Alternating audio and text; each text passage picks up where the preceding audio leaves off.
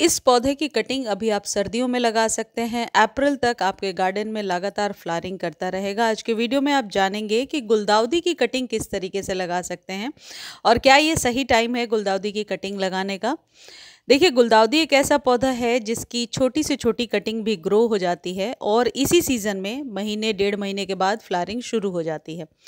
तो यदि छोटी सी भी कटिंग यदि आप कहीं से लेकर के आते हैं और उसमें यदि कलियां बनी हैं तो सबसे पहले कलियों को हटा दीजिए और इसके बाद इसे वेल ड्रेन सॉइल में दबा करके ऊपर से पानी दीजिए और सेमी शेड एरिया में रख दीजिए। वीडियो के अंत में मैं एक खाद बताऊंगी जिससे कटिंग 100% ग्रो हो जाती है। अब यदि गुलदाउदी का पौधा आपने लगाया है, कलियां नहीं बन रही हैं या पौधा ग्रो नहीं कर रहा है, तो इस खाद को देने से आप 3 से 4 दिनों में रिजल्ट ले पाएंगे। लेकिन उसके पहले कुछ ज़रूरी बातें जो आप समझ लीजिए।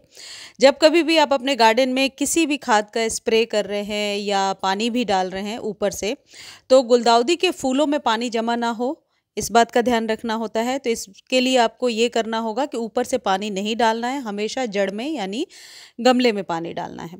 गुलदाउदी के पौधे को ऐसे जगह पे रखिए ताकि इसकी स्टेम डिस्टर्ब ना हो। इसकी जो स्टेम होती है वो बहुत ज़्यादा नाजुक होती है, बहुत जल्दी टूट जाती है। देखिए, जैसे ये स्टेम है। अब इसकी छोटी सी कटिंग भी यदि आप ग्रो करना चाहते हैं बहुत आसानी से ग्रो हो जाएगा। ऊपर से कलियों को हटाइए और सॉइल में दबा दीजिए। बार बार प्लांट को निकाल करके नहीं देखना है। अब यदि कटिंग आप लगाना चाहते हैं, कहीं से ले करके आए हैं, तो सॉइल इसमें बहुत ज़्यादा मैटर करता है किस तरीके का सॉइल है। 40% गार्डन सॉइल में यदि 40% आप सैंड मिला लेते हैं और 20% कंपोस्ट मिला लेते हैं तो बहुत बढ़िया एक आइडियल सॉइल बनकर रेडी हो जाता है। कोकोपीट यदि आप मिलाना चाहते हैं मिला सकते हैं, लेकिन कोकोपीट मिलाने के साथ इस बात का बहुत ध्यान रखना होता है कि पानी ज़्यादा ना चला जाए कभी भी, क्योंकि गुलदाउदी को ज़्यादा पानी पसंद नहीं है। डेली वाटरिंग इस पौधे को नहीं करनी चाहिए। यदि पहले से भी पौधा आपके पास है तो इस बात का विशेष ध्यान रखें कि डेली वाटरिंग नहीं करनी है। हमेशा 3 से 4 दिनों पर ही पानी दीजिए।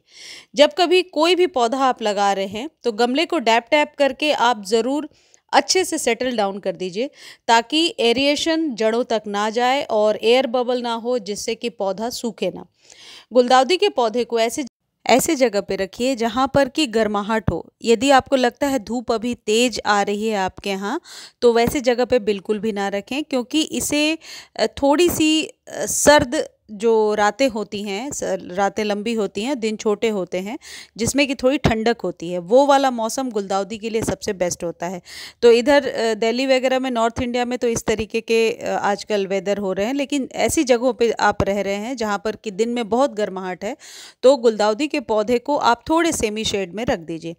इसमें एक ही प्रॉब्लम कॉमन देखने को मिलती है कि काले कीड़े का अटैक होने लगता है जब ये इसके फ्लावर्स पुराने होते हैं। तो जैसे ही फ्लावर आपको लगता है मुरझाए हुए से हो रहे हैं तो कट कर दीजिए।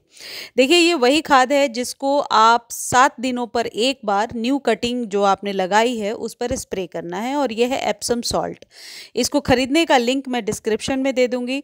यदि आप लिंक कॉपी नहीं कर पाते हैं तो आप टेक्स्ट कर दीजिए, मैं आपको लिंक प्रोवाइड कर दूंगी। ये आधे चम्मच के करीब लेकर के आधे लीटर पानी में डालिए और अच्छे से स्प्रे कर दीजिए। फूलों पर स्प्रे नहीं करना है, इस बात का ध्यान रखिए। डायरेक्टली सॉइल में भी डाल सकते हैं और न्यू कटिंग को अच्छे से स्प्रे कर दीजिए।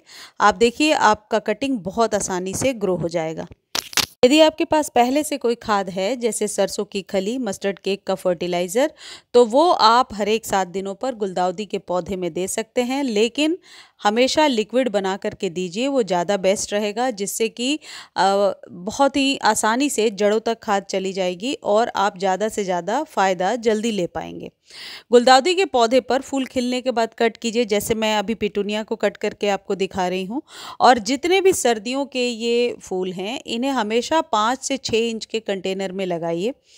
जितने भी विंटर्स के फ्लावर्स होते हैं उनको ज़्यादा खाद की ज़रूरत पड़ती है, क्योंकि इनको कम समय में, कम टेन्योर में परफॉर्म करना होता है और गुच्छों में फूल देना होता है। तो आप 7 डेज़ पर ऑर्गेनिक खाद यदि देते जाएंगे तो आप ज़्यादा बढ़िया फ्लावरिंग ले पाएंगे।